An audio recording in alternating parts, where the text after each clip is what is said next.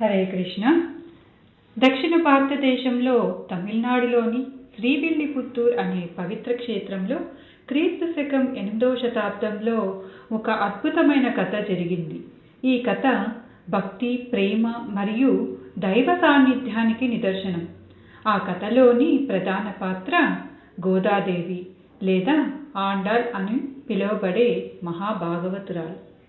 ఓ గొప్ప భక్తురాలు. శ్రీవిల్లిపుత్తూర్ గ్రామంలో పెరి ఆళ్వార్ అనే మహాత్ముడు నివసించేవాడు.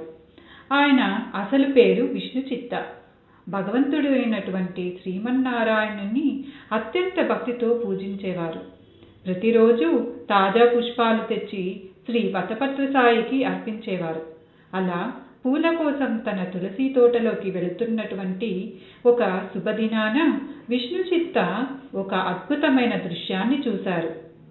ఓ తులసి మొక్క కింద ఒక చిన్న శిశువు తన కరకమల కళ్ళతో నవ్వుతూ ఉంటే ఆ బాలిక అత్యంత సుందరంగా దివ్యమైన తేజస్సుతో ప్రకాశిస్తుంది.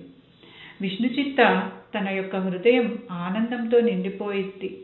ఈ శిశువును ఆ భగవంతుడే నాకు కూతురిగా ప్రసాదించాడు అని భావించి ఆ బాలికని ఎత్తుకొని తన ఇంటికి తీసుకువచ్చాడు. విష్ణుచిత్త ఆ బాలికకు కోదై అని పేరు పెట్టారు. తమిళంలో కోదై అంటే భూమికి చెందినది అని అర్థం.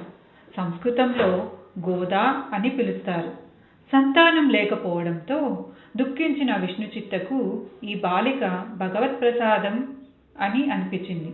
అలాగే ఈ బాలిక భూదేవి యొక్క ప్రతిరూపంగా పిలువబడుతుంది.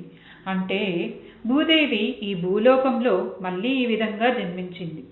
ఇక గోద తన తండ్రి ఆలయానికి తీసుకువెళ్లే పుష్పాలతో ఆడుకుంటూ పెరిగితే ఆమె చిన్నప్పటి నుండే శ్రీరంగనాథుని మీద అపారమైన ప్రేమను చూపించేది. విష్ణుచిత్త ప్రతిరోజు రామాయణం, భాగవతం వంటి పురాణ కథలు చెప్పేవారు. ఆ కథలు విన్న గోదాకు శ్రీకృష్ణుడి పట్ల, విష్ణువు పట్ల అపారమైన ప్రేమభావం కలిగింది.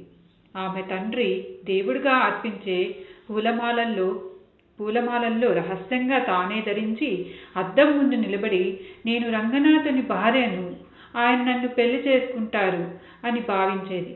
తర్వాత ఆ మాలలన్నీ తిరిగి మళ్ళీ బుట్టలో పెట్టేది. ఇక ఒకరోజు విష్ణుచిత్త యథావిధిగా పూమాలలను దేవుడికి అర్పించారు.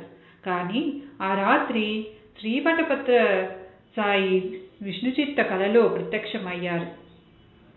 విష్ణుచిత్త, నువ్వు ఇవాళ అర్పించి